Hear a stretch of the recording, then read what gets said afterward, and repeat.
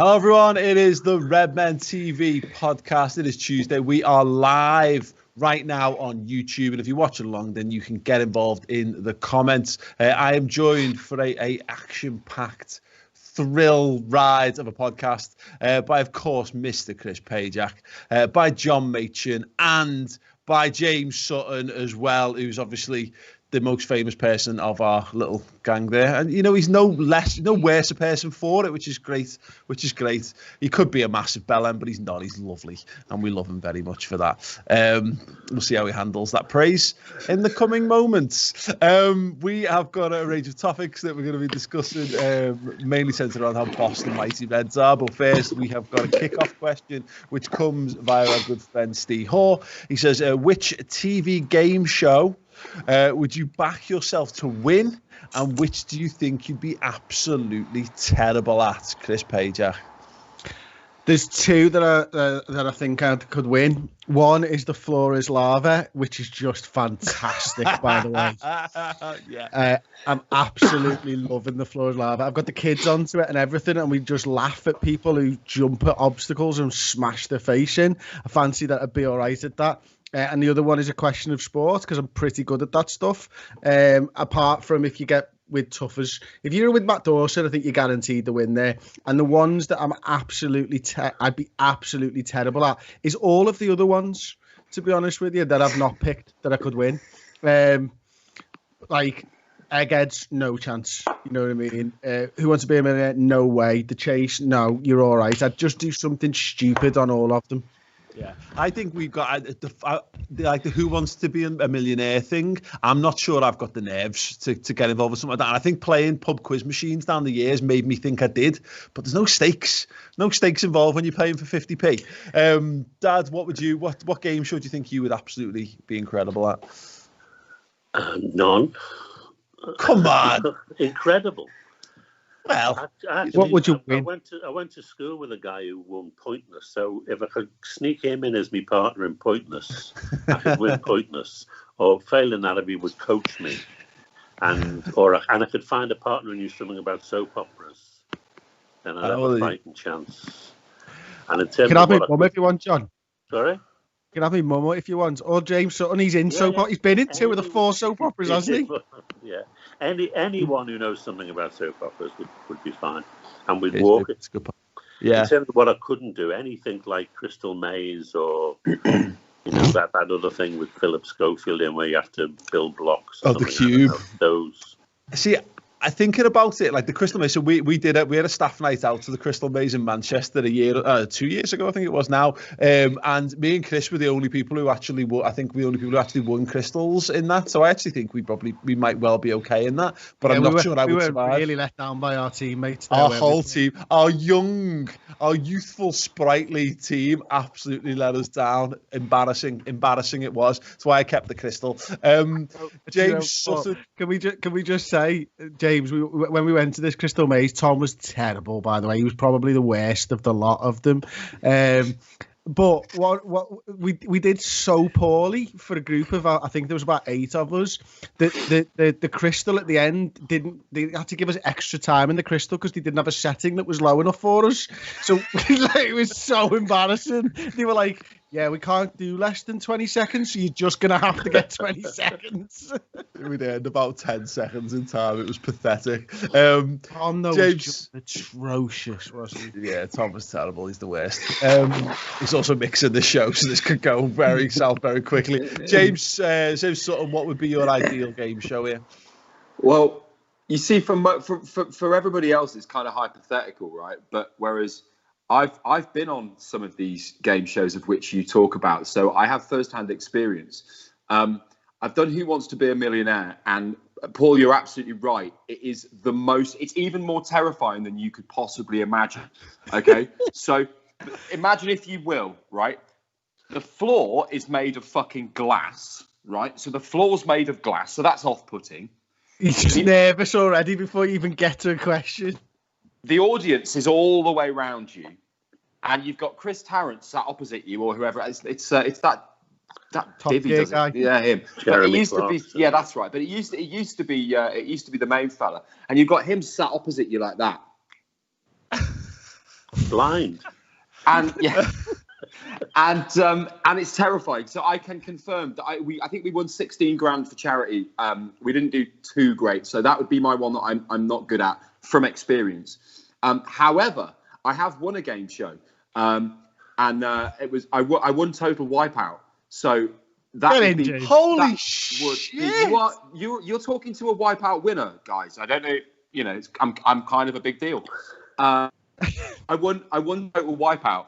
Not really sure how. Peter, you obviously bounced very well. Yeah. Oh, we've lost James. Yeah, it's a little bit too much for him. We'll tell. Oh, here he comes. Right, go on. Am I back? Yes. Am I here? Something. I was hoping for Shilton, but go on. Yes. Peter Shilton did it on with us. He's not the most athletic anymore. The years haven't been kind to Peter, bless him. But yeah, and Eddie the Eagle was on it. And and I won, and I bounced on those big red balls, and I got catapulted through the air into the water and all that good stuff. So yeah. I'm in talking to you. You were on Who Wants to Be a Millionaire 10 years ago on an Emmerdale special. Yeah, I would. You know what? I feel like this is a Matrix Page podcast special in the future. Definitely James wants to relive some of his experiences here. This is great. I could do this all day, but we're going to stop because we want to talk about the Mighty Reds. Yeah, the only other one, James, is I could see you taking home easily, comfortably second place on I'm a Celebrity. Do you think I'm likable? Do you think I'm likable? Unless you were up against a really like cute and funny and likable like younger girl. Yeah, I mean, well, younger anyone, guy or anyone younger and more likable. So I mean, there's a lot of options out there. I would do it, to be fair. I have had conversations with them before. I would it's probably one of the few that I do. I think they're doing it from England this year in a castle or something, I believe. Wales. Yeah, that's right. But I'd want to go the jungle and do it properly. Yeah, I'd like to see you on Celebrity Bake Off, to be honest. Oh my God, I would love to do Celebrity Bake Off. I would love to do Bake Off. I'm so bad at baking. It would be brilliant. I haven't got a clue.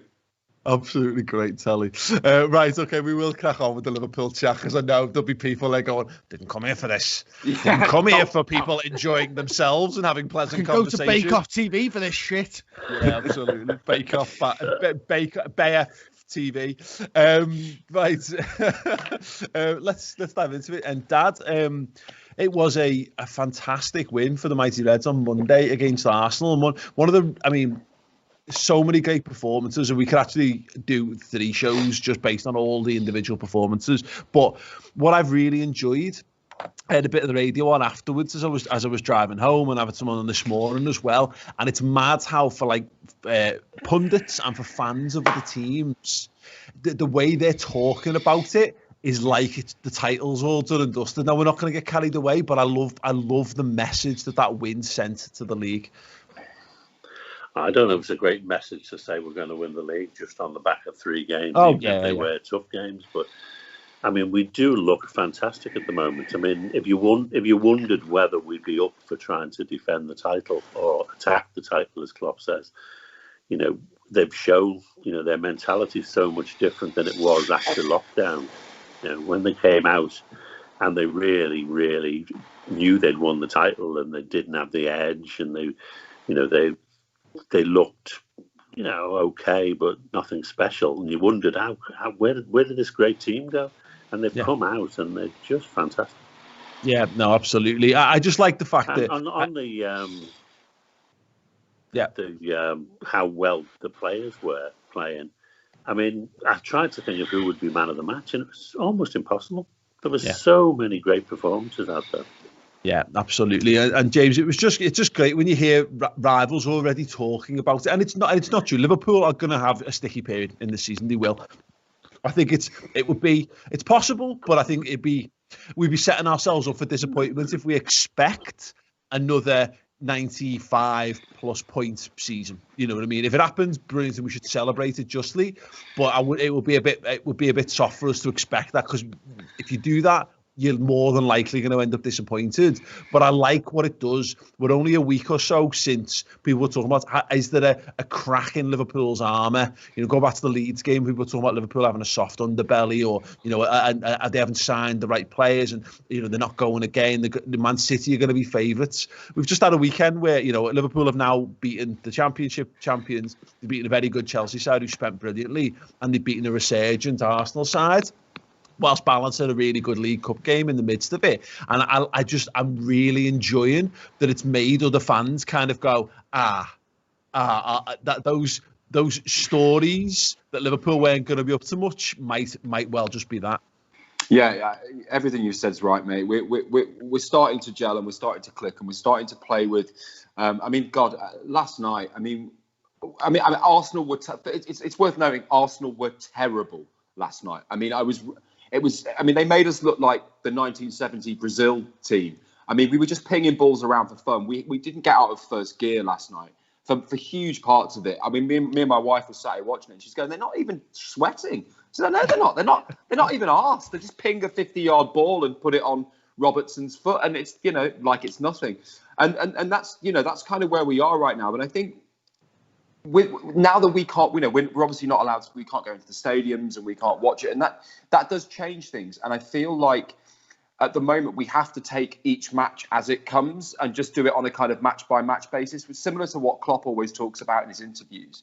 Where he's always talking, let's not get ahead of ourselves. Let's not talk about winning trebles and winning leagues. And let's that's not the issue right now. Let's just deal with the 90 minutes in front of us and let's get those 3 points on the board. And I think in this pandemic and without going to Anfield, that's kind of ringing more true to me. I think that I'm less eager to sort of wax lyrical about this Liverpool side and say, we're going to get 97, 98 points again. Let's just win each game. Let's just have as much fun as we can on our own sofas watching this football team, because by God, they are fucking marvellous. No, I completely agree. Look, we're going to talk a little bit later on in the podcast. We're going to be talking about a little bit of transfer stuff. I'm going to be talking about our rivals, such as they are, which is kind of informed the title of this, because at the moment it doesn't look like there's going to be too many of them. But again, caveat, early doors. The Spurs thing's a good example of what I'm kind of talking about, though, Chris, just to skip ahead, is that, Tottenham Hotspur shouldn't have dropped points at the weekend, but they do because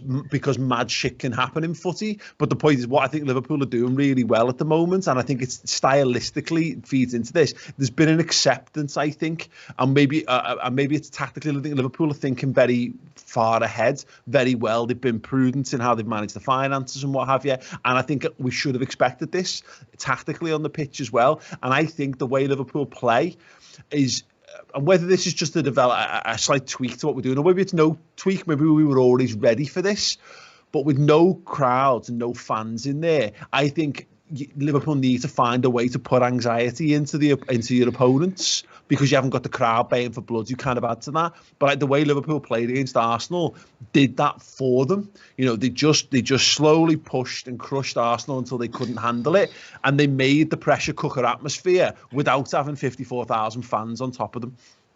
No, and they don't need to, because the style of football informs that, doesn't it? You push them back, and they were very much on their goal kick line, their defence for a lot of the time while we were pressing them, and that's all an evolution of this high line and pressing forwards and stuff like that. And maybe that is one of the things I've not really considered it, Paul, where they're trying to replace that anxiety from the crowd with their play. But I don't know. I just know that Liverpool are a suffocating side to play against, and they're intense, and they go to it from minute 1 to minute 95 or whatever it is, and that's why Liverpool seem to be at the moment immune to the problems that everyone else in the league is going towards, because there is a team and a squad of players there going out to prove once again that they're the best in the country. And to be honest with you, listen, you can all play down the 97, 99 points all you want. There's going to be a 15-point gap to the next team in the Premier League, and that's the way that it looks like to me right now. And Liverpool are by far and away, for me, the best side in the country, and they are showcasing mentally,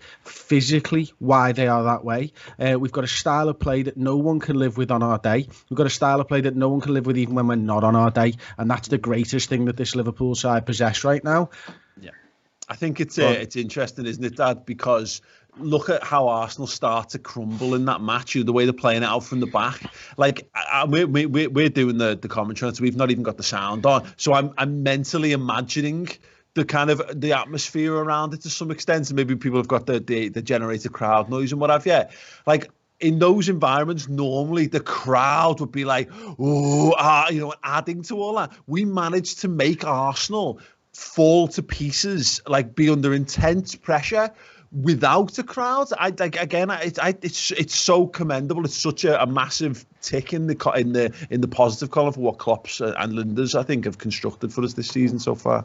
Yeah, I mean, it must have been like being in quicksand for them. You know, they're playing the ball out from the back, knowing full well that we're just all over them. And they must have thought, why the hell are we doing this? We're just digging ourselves deeper into this pit. But they can't break out from their tactical system. That's what Arteta's got them play. They're actually much better defensively than they were because of the way they now play. But they must have been thinking to themselves, this is like suicide. Yeah. Oh, and this is the thing as well about them, isn't it, Dad, is that they'll evolve and they'll get better. At the minute, Arsenal are kind of... all sides go through this evolution, don't they, where you've got to kind of learn how to stop conceding goals, but maybe you don't have the right personnel, and you start as a counter-attacking side, but then how do you transition out of that? He's made David Luiz look half decent as a centre-back, and I thought he was, he would never be a centre-back, as long as he lived. And he's still not the greatest one, but at least he looks okay. Yeah. But, Arsenal are going to do damage to a lot of teams this season. There's no doubt about it, but just not good enough to do it to us. James?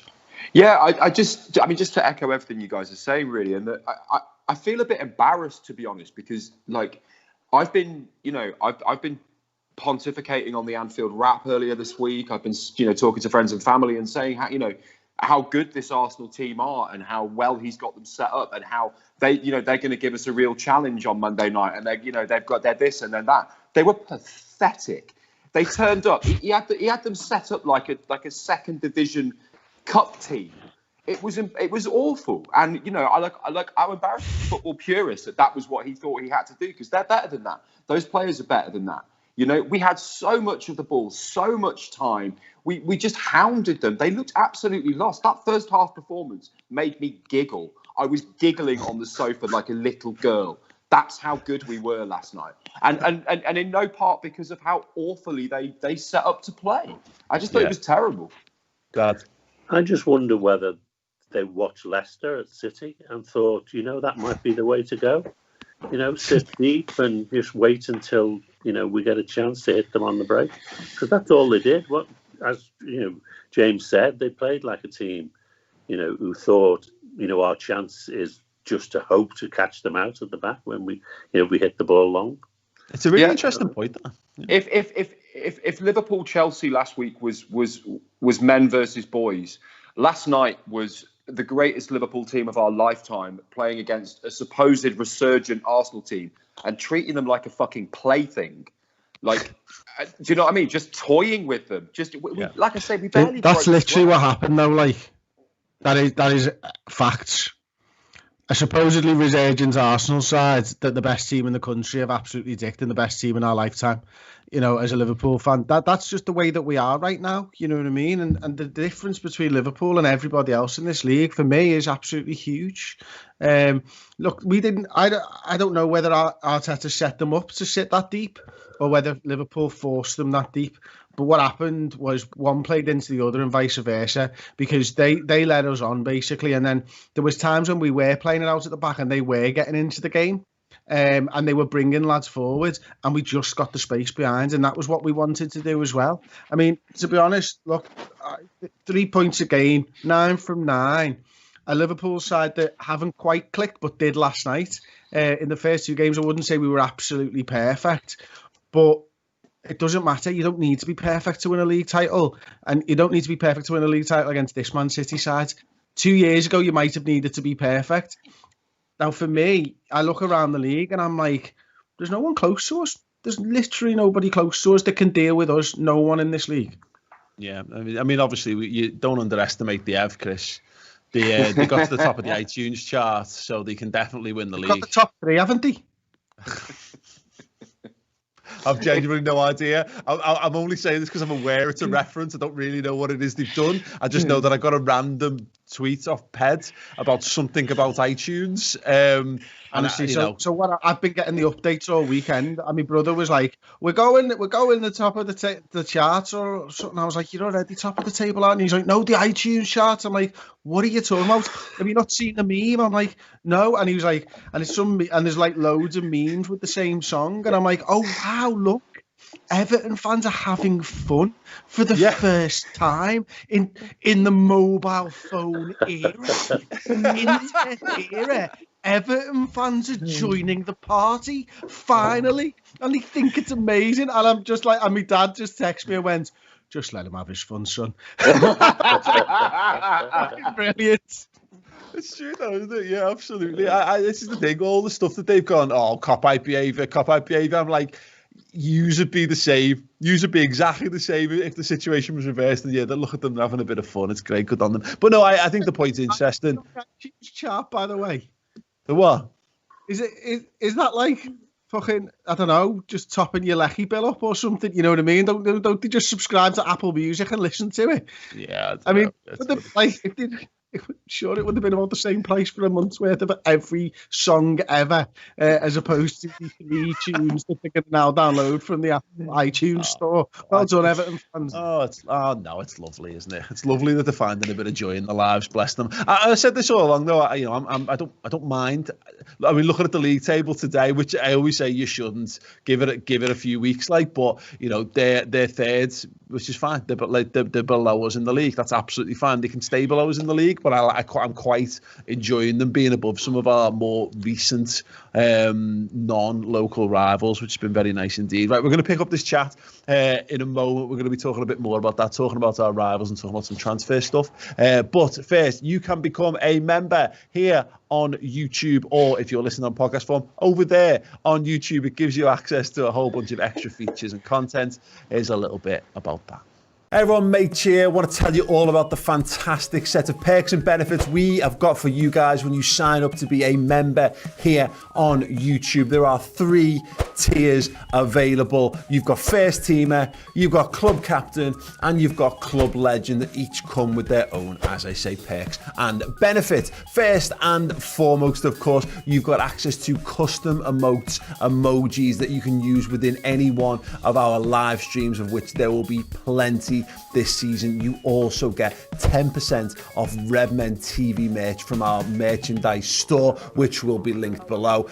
Also, if you go for tier 2, this is where things start to get really interesting. You get access to an additional 60-minute show each and every week throughout the season. That is the final word show. 60 minutes looking back on Liverpool's weekend game, usually only available on the redmentv.com. That is there for people who sign up at club captain level and for those at club legend level as well. In addition to the aforementioned perks, aforementioned emotes, and that wonderful final word show, you also get a 20% discount code off Redmen TV merch on our merch store as well. And of course, you get to support everything we're doing on the channel as well. So if you love all the free content we've given you down the years and you want a little bit more and you want to have a little bit more extra access and you want loyalty badges as well, we have got you covered with a YouTube membership. Sign up now. Get more content, get emotes, get badges, and support the channel. Nice one. Yes, there you go. That is the YouTube memberships. And as fate would have it, your exclusive show for Club Captain and Club Legend tiers is available, if not now, very, very shortly indeed. It is the final word show from that Arsenal game. We did it live, Paul. It's available, mate. Yeah, amazing. So we talked about it in depth and detail, about 60 minutes talking about that game. So if you want more chat about how amazing the Reds were against the Arse, then you can watch that show as a YouTube member at Club Captain or Club Legend level. I do it to get laughs out of you, Chris. That's all. Such a child. Yeah, and Stephen Owens, big welcome to him who's joined as a first teamer. Welcome aboard, Stephen. Right, yes, transfers wise, there was an interesting point raised on that final word show, Chris, and it was Sam Walker saying he thinks that Liverpool's squad is the most rounded it can be, and perhaps the most rounded squad we've ever had. I can't really disagree. I mean, the one lingering thing, of course, is the centre half thing. Jurgen Klopp was saying the other week, or saying this week, that he can't see a centre half being added to what we've got. But I mean, and that is literally the only ever so slight lingering criticism, and largely that's based upon we haven't really seen enough of those youngsters yet. You know, if Billy Cometio does really well, then I don't think it'll be an option. If Sepp van der Berg does really well in the League Cup, I think we'll think of it as less of a problem. But yeah, that remains the only one. But by and large, I think Sam was spot on. He's absolutely spot on, and that's not even an argument about the fourth choice centre half compared to our other squads, Paul. Of the past years, you know what I mean? And the only argument that is against is, did we have 4 better centre-halves last season? And that's the only time, really, you know what I mean? Before that, and, you know, we forget we've got Fabinho there as well, now who can play centre-half. So if you need to, this is the best squad Liverpool have ever had. This is the best team that Liverpool have ever had, I think, as well. And they'll go and improve that throughout the course of this season. You know, there's no weaknesses. You know, we've got a better backup goalie than probably we've ever really had. Because he's not a first team goalkeeper, but he's a good backup goalkeeper, I think, Adrian. You've seen now we've got depth at fullback. We've obviously got depth, and we can play a completely different front three. We've got about 8 lads in the midfield that could all start for any top 4 side in the Premier League. So this is the strongest squad we've got by a country mile. And yes, there is a tinge, like a percent of disappointment for me that Liverpool couldn't get a 4th choice centre half. But when you think we've still got Joe Gomez, Joe Matip, Fabinho, etc. Oh, just couldn't get a 4th choice centre half range. This isn't it? But this is why people want to moan about stuff. It's like, yeah, go and have a moan, like, but come on. It's not just the standard of players that we've got now throughout our whole squad. And I'm sorry, it's a cliche, and it's been spoken about before, but it's the mentality and it's the togetherness that we have. If you look at Manchester City the other night, especially their defence and their defensive midfielders look like they're playing a different game to everybody else on the pitch. There's absolutely no communication. There's no togetherness. They're not playing for each other. They're arguing with each other. We don't have that. That is worth so many more points than I think, you know, we often think about. And that's what Klopp's done, is he's created a group of lads that will fucking walk through fire for him. Nobody else that's challenging for this title has that. Chelsea have just brought in loads of new lads. They're going to take a couple of years to get going. City, they're all over the place. They've got individual incredible players, Kevin De Bruyne, Raheem Sterling, lads like that. But as a squad, they're nowhere near us. Manchester United, they've got problems from boardroom all the way down. Arsenal, I think Arsenal are on a similar path, similar trajectory. But again, they're 2 years behind us. Nobody can compete with the sort of support structure that we've got throughout the club. It's worth so much more. Absolutely. I mean, Dad, looking at it, the starting 11 yesterday for Liverpool, the average age of the whole 11 was 27 years old, which tells you that this side is a side in its absolute pomp. Now, you could argue Henderson in or Thiago in would up that, but equally you could argue if you have to drop Jota into the front 3, that would then lower it down. I mean, this squad is prime. It's absolutely prime at the moment. Yeah, I'm still in the school of our injury record at centre back is a little worrying for me in terms of who you're going to end up with as your first choice too. But that said, I've thought about it a lot recently. That good Liverpool sides always change almost imperceptibly. They bring in a player and you hardly notice, and then another one, and they fit seamlessly into the side. And for all the fuss about our transfers this summer, we've slipped in Thiago and Jota and Tsimikas and whatever his name is. And they've done that and strengthened the squad all over the pitch. And you don't want to bring in more than 3 players. Your squad is going to be upset if you're bringing in 4 and 5 players. Like James said about Chelsea, they brought in so many new players, they can't all hit the ground running. Yeah. And Liverpool have always added little bits of quality to the team that was already brilliant. And suddenly you realise that you have got a great squad, and Liverpool currently have a brilliant squad. I mean, sometimes it looks better than others. You look at the bench against Chelsea, and I thought, my God, how brilliant was that? And then last night, you're leaving people out who were playing, like Shaqiri and people like this didn't even get on the bench. Yeah, no, it's a really good point. Can I just ask about that while we've got you there? How does it stack up? I mean, again, it's a different game going back to the 80s and the 70s and what have you, just in terms of squads. It wasn't what it was. You're talking the difference between one and then two subs as it went on a little bit further. But, like, even then moving further from that, I've never seen a Liverpool squad anywhere near. No, I mean, well, famously, Shankly won the league with 12 players or something. Like that, and that was seen as the most astounding thing you would ever have. It was a plus to go through a season with hardly any players playing in your side. Yeah. Now you've got to have a squad of 20-odd players, all of whom can take their place if they can. Yeah. I mean, this is the best Liverpool side I've ever seen. There's no doubt about it. The best one for me before that was the late 80s, after Dalglish brought in Barnes, Beardsley and Aldridge. That side, the Hillsborough side it was, they were just unbelievable. And I'd never seen a side as good as that before or since until now. And this side, will take them to the cleaners every day of the week. Yeah, it's an absolute privilege. It's a privilege to watch at the moment, James. And this is the thing. And I want to caveat all of this because it's very, very early in the season. There's no way of us knowing exactly what's going to happen and the pitfalls that are going to befall us. We've already seen Henderson out with injury, Matip coming back, getting injured again, Oxlade-Chamberlain. We've had our fair share of little scares already. There's no way that's going to we're going to have these issues throughout the season, but at the moment I feel right here and right now I feel just as relaxed as I can possibly be about it, because if you go to Klopp's ethos of I want to attack the league, then what Liverpool needed to do was to get cover in for the positions that we didn't have cover for previously. Shimaka's decided to give Andy Robertson a kick and some cover, and adding Jota and obviously now a Minamino coming in last season but getting up to speed. It's absolutely ideal. Yeah, I mean, similar to what John was saying then.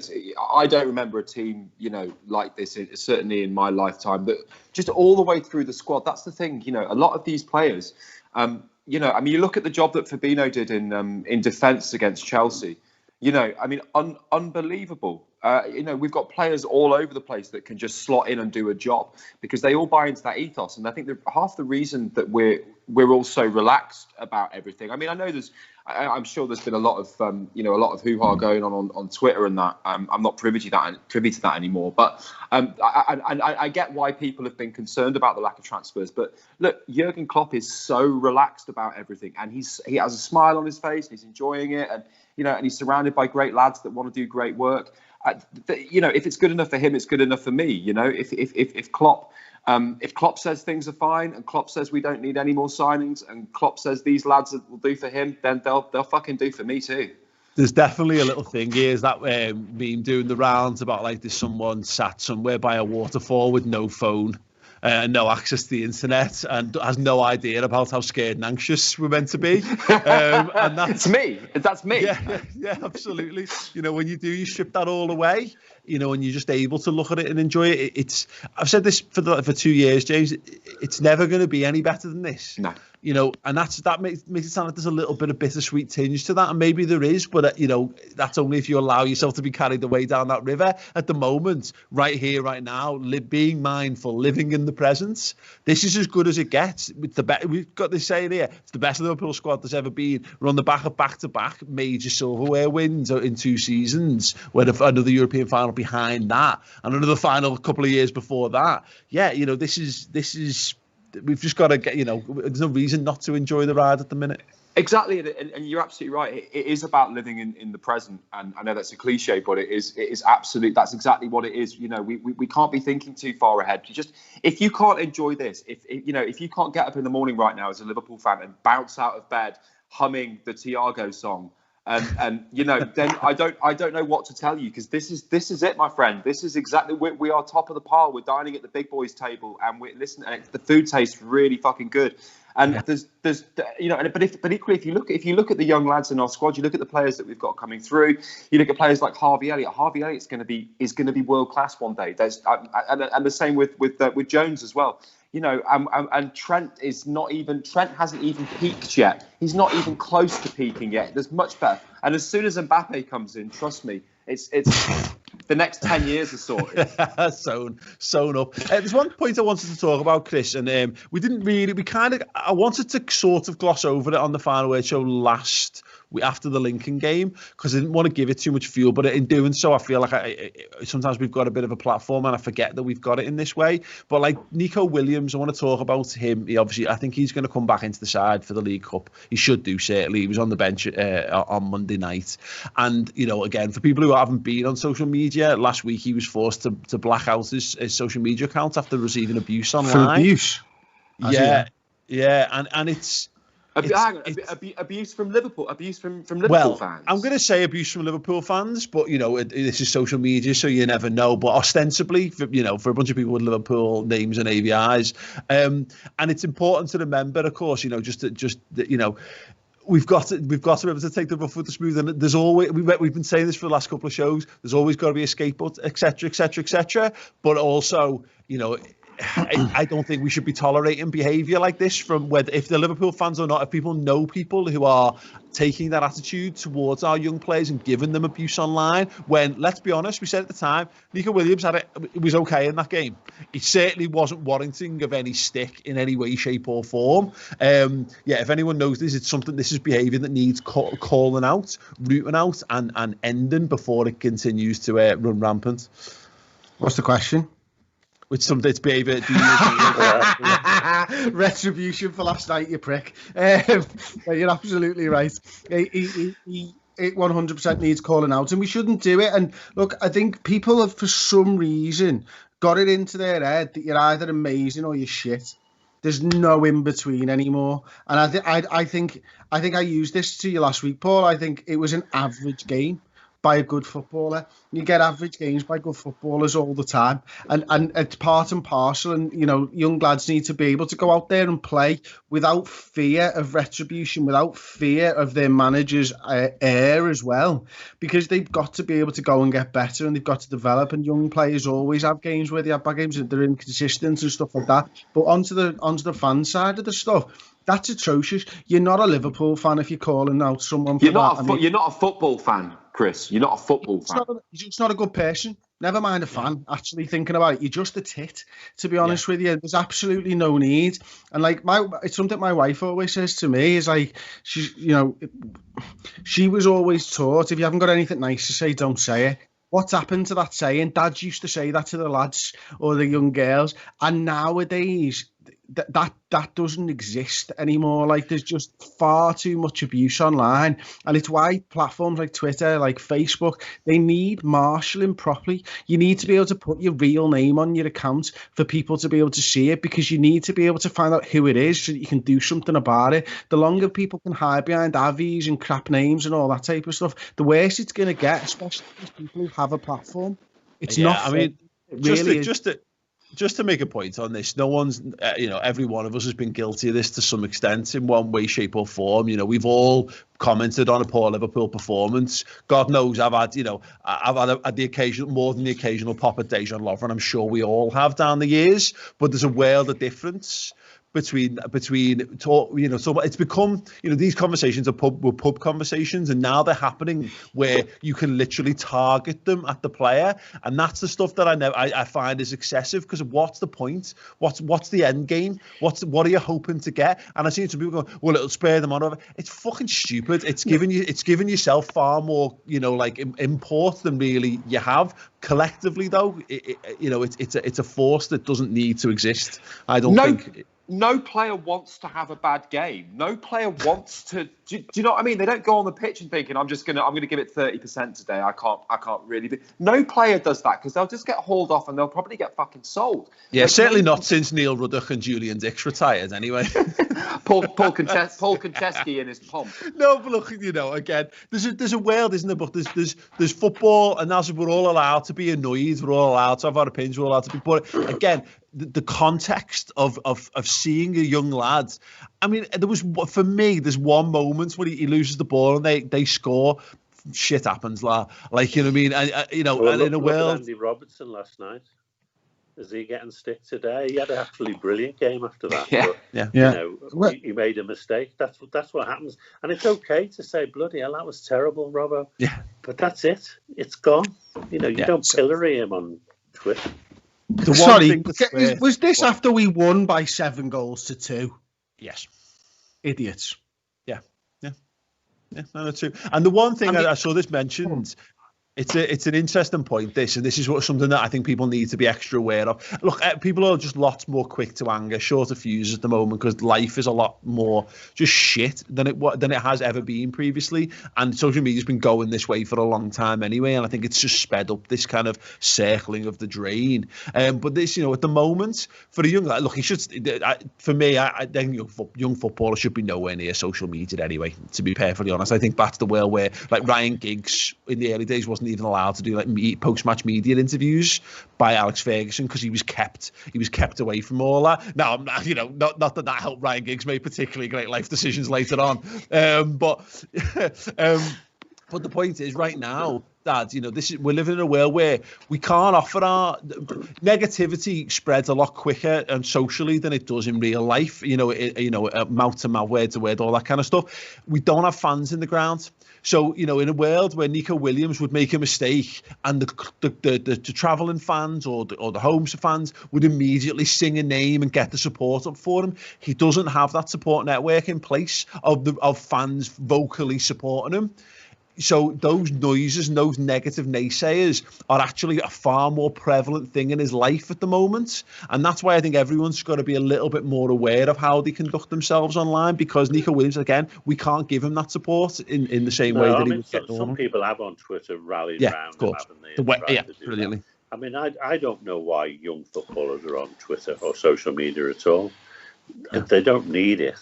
I mean, I can't see what they get out of it, to be honest, because it must be 75% negative and 25% okay. Yeah. Why? I mean, I know that if they're young, they want to be doing what all the other kids are doing. But why don't they be anonymous? Why don't they have Avies and It's true. Yeah, unfortunately, because it's the agents will be telling them to build their brand up for the next contract. So that's the unfortunate part of all of this. They are so it's the agent to blame. Nico needs to get hold of his agent and smack him. Yeah. No, look, I'm 37 and I can't deal with abuse online. You know what I mean? To talk real for a second. Yeah. To talk real for a second, I'm 37 and I can't deal with abuse online. This is a fucking young kid who's doing it. That's why I'm not online on Twitter and stuff anymore, because it's just not worth it. You know what I mean? You get to that point where it's like, why am I going in and looking at my phone and then not spending the time with my kids because I'm in my own head fuming about something someone said about me? This is an important point. You can't get to that point where you can then just go, all right, I'm just going to knock that out of my head. And I'm getting better at that over the last couple of years. I've gotten much better at that. And this is like not a level of abuse that he'll be getting. He'll be getting well worse than what I deal with on a daily basis. So be arsed with it for him. Just get off it. Stay away from it. Concentrate on your craft. Concentrate on growing as a person, because you're not even a fully fledged adult yet who has the life experiences to draw upon and the confidences to draw upon. And just think about the others and just tell them all to fuck off. Yeah, I'm seeing it. This is the thing. People say, well, if you can't handle abuse and criticism, blah, blah, blah, I'm sorry, but it's bullshit. Because, again, I don't think people get is that there's a difference between having fans baying for your blood in a match. It's within 90 minutes. It's within your sphere of work. being influenced by social media thing. It comes here at all hours. You know, it could be a casual. He's on the bog and he just goes, I'll just quickly check me Twitter mentions, and there you go. And it, you know, it's crazy because this is the world we're in, and people are allowed to get away with doing this to some extent. And you could argue that he doesn't need to stay off it, and he should do. Really, I think the simple answer to this. It's just sad that it should be he should have to change his behaviours rather than us being able to call out and stop the absolute morons who are responsible for the negative behaviour, because it rewards negative behaviour. Because, you know, if you can feel like you've tangibly affected something, people live for that shit. You know, there's weirdos out there who feel that like it's a badge of honour somehow. But yeah, we should be doing everything in our power to protect our young players, and also, you know, doing everything in our power to kind of educate, because there'll be some people who get swept up with it and don't realise the impact. And that's why I think it's important for us to talk about it, because we've all been knobheads online. You know, probably my dad being the only exception of this, but we've all been knobheads online at some point when we were younger and what have you. But when you realise that it has an impact, it's called empathy. And the more experience you get in life, the more you would hope the club will actually do a lot for those players. Yeah, and have, you know, if not training for how to handle social media, then at least some clear advice about how you cope.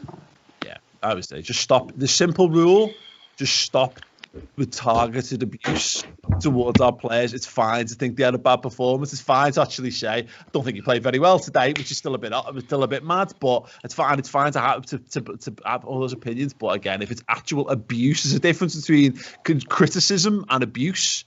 And I don't think some people get the difference in that. Right, okay, let's move things on, and let's talk about something else that's going to really lighten the mood. All of our rivals are a bit crap.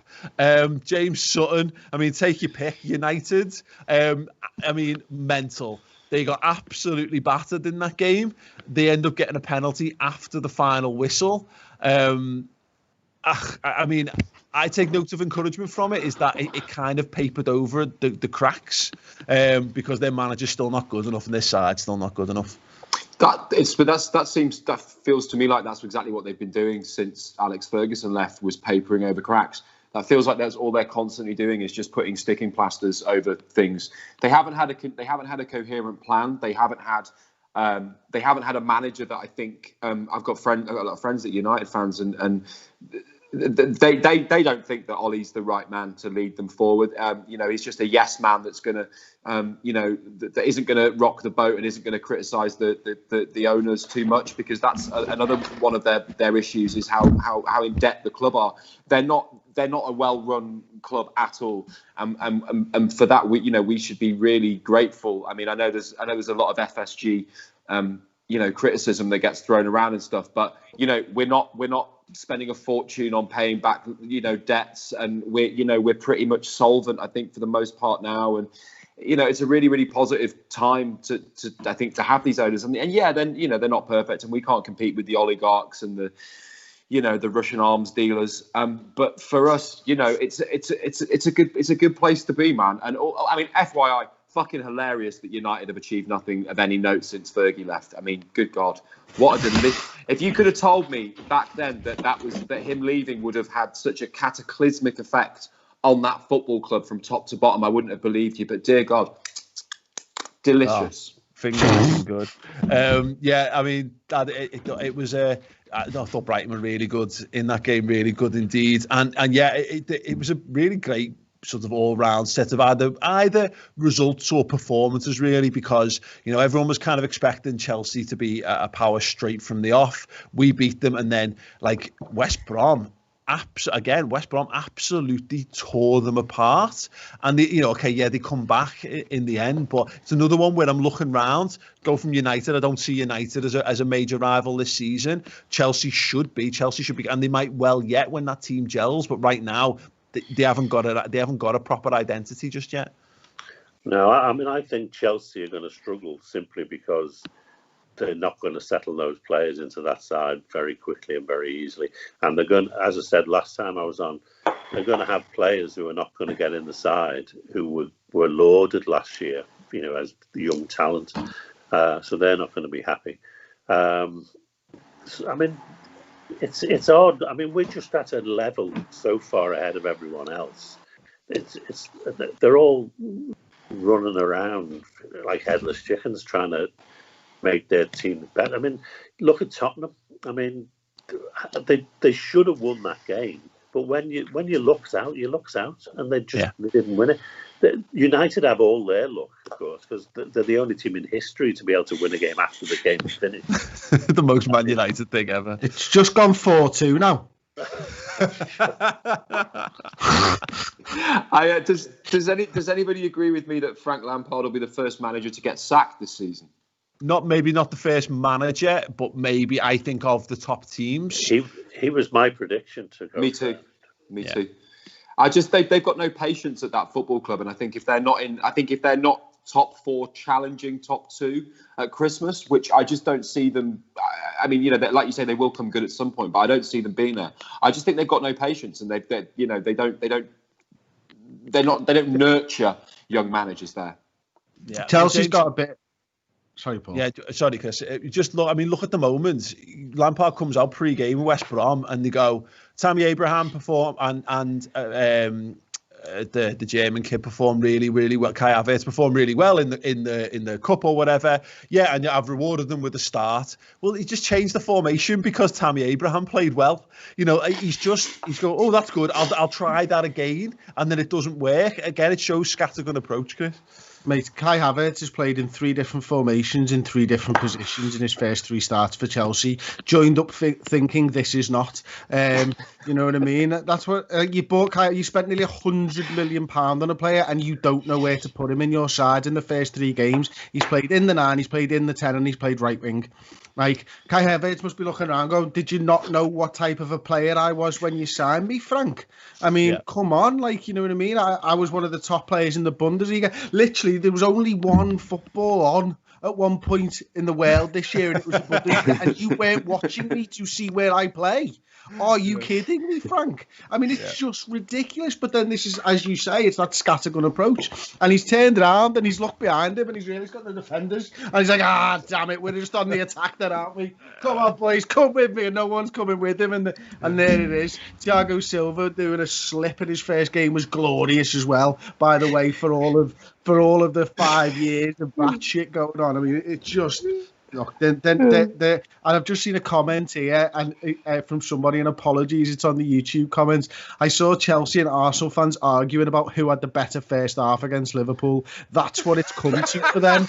They're fucking massive, so blazed in. You know what I mean? Like that kind of sums up where we are. That's absolutely amazing. But like the Kai Havertz thing, it's got all the hallmarks of Firmino under Brendan Rodgers, where like. We don't really know how to play. If you want to play, he's a 10 or he's a false 9, and you've got to play a very specific style of football to make either of those positions work. I genuinely love it, and we have not even got on to Man City yet. Who, who anyone watch this game at the weekend? Yeah. I mean, Dad, after 25 minutes, I had no choice. It was kind of in, it was on, and I was like, I might just stop watching this and have it on in the background or whatever, because it looked like they were going to blow Leicester away, and they never, and the exact opposite happened instead. No, I mean, there's increasing evidence that if they don't blow people away in the first half hour, they start to struggle. And when they scored reasonably early, I thought, oh, here we go. But then they just couldn't do it. I mean, I really do dread to think what's going to happen to them if De Bruyne gets injured, because he's carrying that side at the moment. And Leicester made them look like fools. Yeah, and I love it as well. I mean, again, Liverpool do a bit of this, James, and Klopp does this when a team doesn't like come and play proper footy, etc., etc., etc.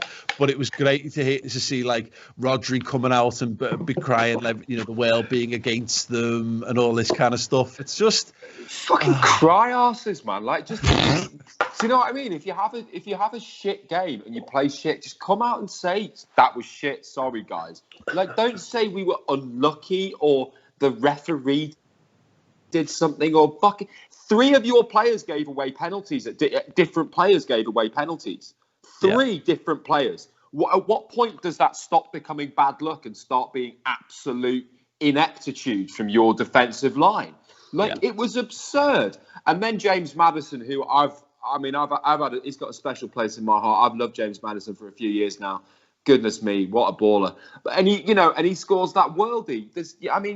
You do better, man. Just do better. You've spent 500 million on defenders, and that's one of them's wearing a rugby cap, and the other one's running in circles with his eyes closed. It was the fucking comedy show. It was like the Muppets. Yeah, I mean, and it's actually one thing that's actually becoming really evident, Chris, about all of our supposed rivals or whatever for the league. And I keep saying this, and like I don't want to go too hard or whatever on this, but at the moment, certainly, the defense thing is true. You can literally pick every one of our rivals and say, what's the weakness? What haven't they got? And it's either goalkeeping issues or it's defense centre back issues. And there's just a paucity of top quality defenders at the top half of the league at the moment. Yeah, I'm not sure that's true. We've got 4 of them. 4 really good ones. It's just the problem that everyone else has got is that they haven't. Yeah.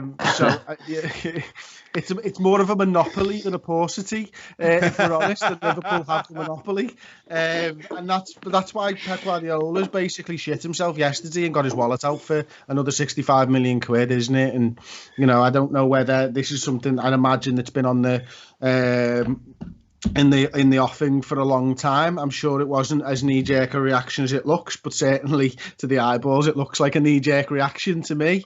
And I just remember going back to that Man City whatever it was, what's the All or Nothing was the Man City one, and someone picking up an injury and their chairman basically saying, should we go and sign another one, or are we going to be okay? And they just go out and sign another one instead because they don't have to think about it. And that's kind of what it feels like to me, is that they've just looked at it, someone from up high, and gone, Pep, do you want another defender? And Pep's gone, of course I want another defender. Well, I mean, look, obviously just been beaten 5-2. Yeah, I mean, to be fair, yeah, I mean, if you've got it, smoke them if you've got them, as they say. But go on, Dad.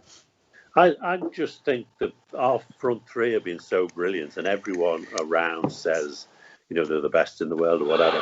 Every team is now trying to emulate our front three. They keep talking about Man United's fabulous front three.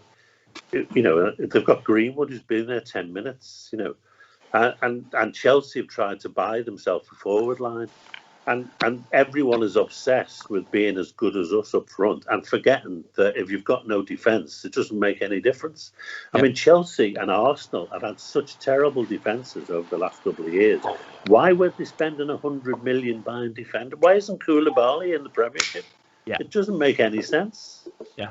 No, it's balmy, isn't it? When you consider him there, he's the most obvious answer to so many teams' problems. And unfortunately, it's just that thing of, like Man City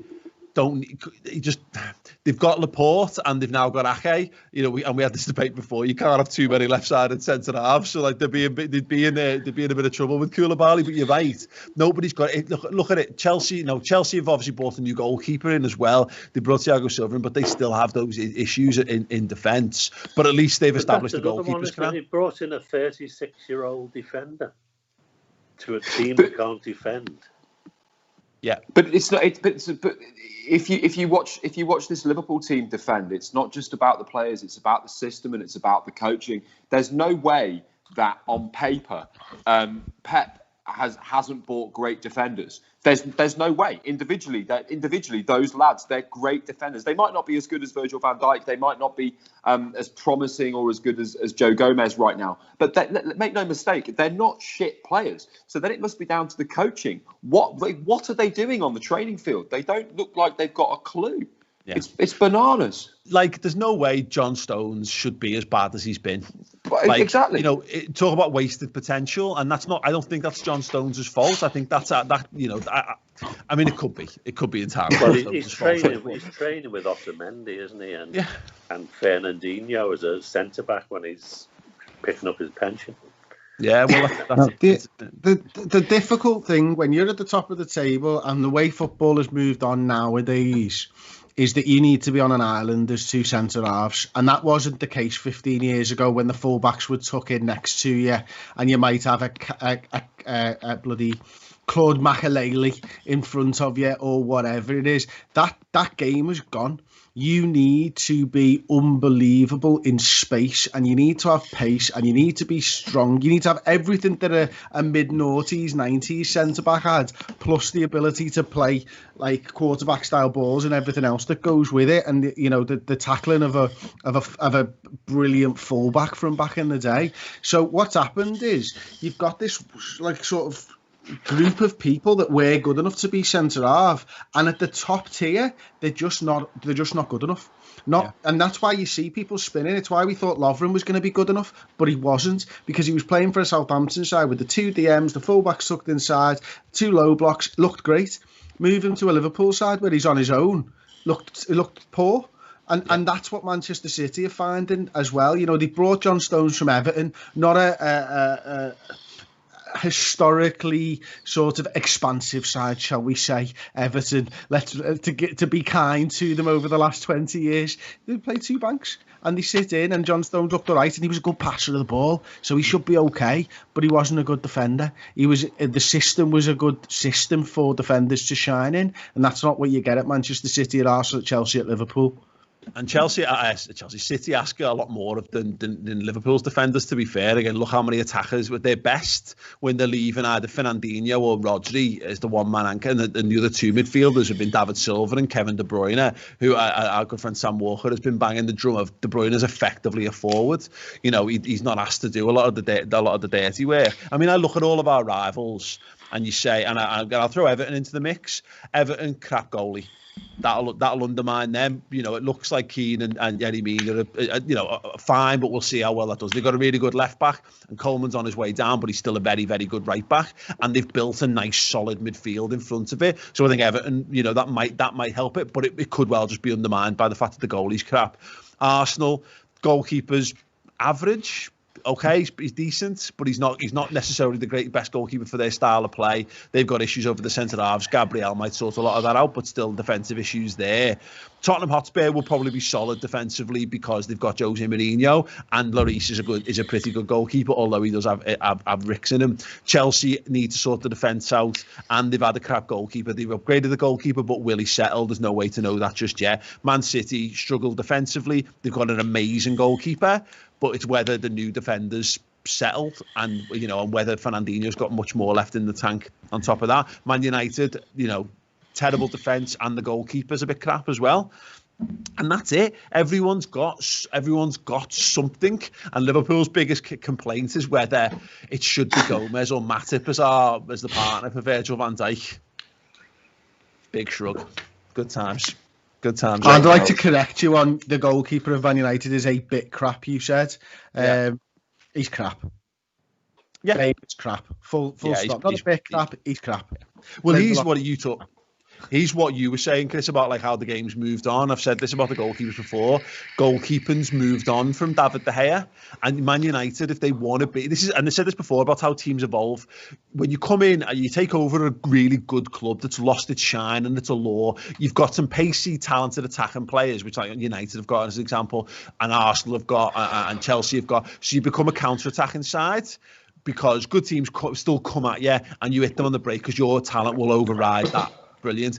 But then eventually, if you want to be a really, really good side, you've got to learn to be a possession football team. And that transition's a very difficult thing to do. And that's why I think the rivals thing, City has still got the best chance of rekindling that. And weirdly, I didn't even mention them, but Leicester might well be something in there, provided they can keep Vardy fit, because they've got a good goalie and they've got Johnny Evans and Soyuncu. They've got two good defenders. They've got brilliant fullbacks.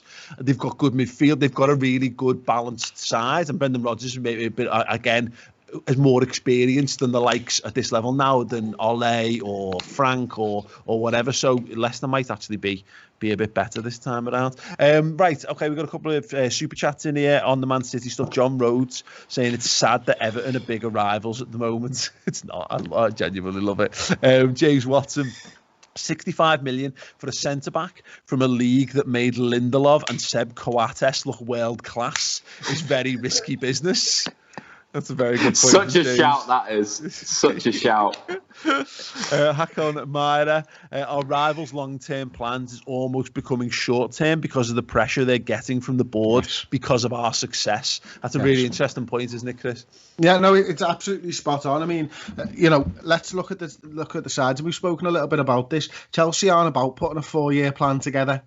And they've never have been. Manchester City are too close to be putting a 4-year plan. Chelsea's 4-year plan is to buy players who will accrue value over the next 4 years. They've bought players for a 4-year plan, but I don't think they'll stick a manager out. No, over that time. Manchester. Yeah, you're right. Manchester City. They feel like they're so close to the title that a rebuild project isn't part and parcel of it. I think they might need a striker at the moment as well, by the looks of their injuries and stuff as well, to add to the centre back that they bought yesterday. Manchester United are a funny one. I thought Roy Keane summed it up really well last night on Monday Night Football, to be honest with you, saying that he thinks Ollie's in trouble if he doesn't get top 4 this season. I think that's right. I think Ollie's been in trouble from the first moment he took the job because he's not good enough to take the job. That's the reason that he's in trouble ultimately, though, not the performances. And then you look around and everyone needs to try and speed up the process of catching up with Liverpool because no one wants us to be at the top for as long as they can. So that comment's absolutely spot on. Yeah, I agree with that. And I mean, that's the thing, is that I've seen a lot of people going, it's taken Liverpool 5 years, and I don't think people appreciate what that looks like and feels like. This has been, and maybe we lose sight of it a bit now because we've been good now for a few years, but it's been a long old road to get us here. It's been major transfer business along the way as well. People have forgotten that although we weren't great when Klopp came in, he's kept us competitive from the word go. Yeah. Even with a terrible side when he came, we were still getting to finals. You still got the crowd something to shout about. Yeah. But you look at what the teams around us are doing, and I don't think there can be any fans who are happy with what they're seeing from their teams apart from us. Oh, Leicester. Evan. Oh, Leicester, yeah, maybe Leicester, yeah. But then I think Leicester low expectations. Okay last year. Yeah, well, they'll be panicking about the drop off again because that's what happened last year, isn't it? They'll be panicking about that under Rodgers.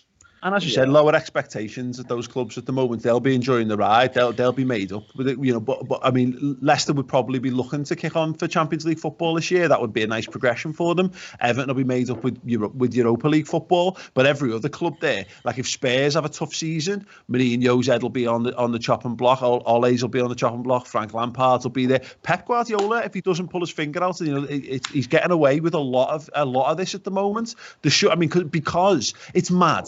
It's mad, isn't it, James, that like how many people just thought City would just be better than Liverpool automatically, and they might yet be. Let's put this out. The City are more than capable of putting down a massive run and battering teams all asunder. But like, they still lost 9 games last season. They got blown away by Leicester this week. Pep Guardiola is not above criticism anymore, and he's also, I think this is his last year of his contract as well. I think he's got left, mate. Well, close either way. I think you're allowed to say that Pep Guardiola is one of the best managers in the world right now, and equally you're still allowed to say that he's on borrowed time if things don't improve. I don't think that's a difficult judgment to draw.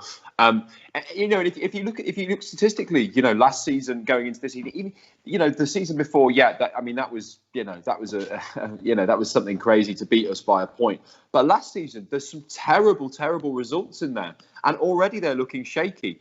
Absolutely question to ask, but also, City have run more of a business. There's commercial aspects and there's money.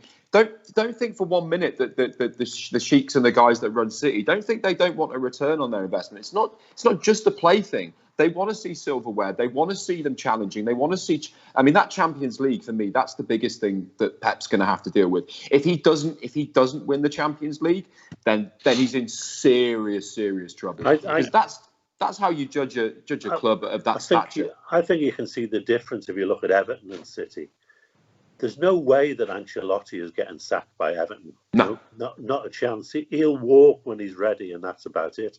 Pep, though, he's supposed to be the best in the world, and that's why they've got him at the club. And if he doesn't deliver, and the Champions League is the pinnacle, if he doesn't deliver, they will kick him out. There's no doubt about it. He might last just because of there isn't an heir apparent at the moment. There isn't a manager that's held up on the same sort of pedestal, probably floating around the league. You're looking at other ones. Maybe you go to like a Max Allegri or something like that. I don't know. I would be interested to know people's thoughts on that. But we've got a couple more super chats here. Scott Hawks with $25. Thank you, Scott. You're amazing. Pep makes a great team into a great team. When things aren't just how he wants it, he finds a new club. I hope City enjoy the ride while it lasts, but who cares? Liverpool, great point, Scott. Mr. Abs, Liverpool are looking really good. Still got some tough games ahead, especially going to the Etihad, Old Crapford, brilliant, and the Emirates.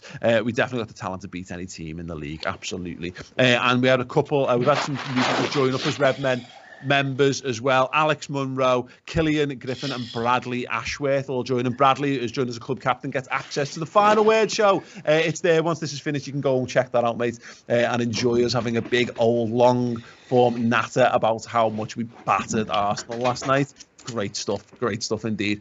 Gents, thank you so much for taking the time to join me today. That's been fantastically enjoyable. Liverpool are boss and our rivals are all a bit crap. It's great. If you haven't already, drop a like on the video. Go and have a little peruse. If you're on YouTube right now, have a little peruse of our merchandise. If you just scroll down, it is underneath the video on a nice little shelf there for you. See if anything tickles your fancy. We got some Boss mugs and stuff. Mugs and sweats and T-shirts and everything in between. You can get involved with all that stuff. And yes, more amazing content on the redmentv.com. We've got more chat about our rivals now. They're all doing the Around the League shows on the website now. The Reds Transfer Roundup show is getting recorded tomorrow, and the aforementioned Final Word show as well. Perfect time to join up and support everything we do here on the Redmen YouTube channel and podcast. Thank you so much, guys. Have a great day.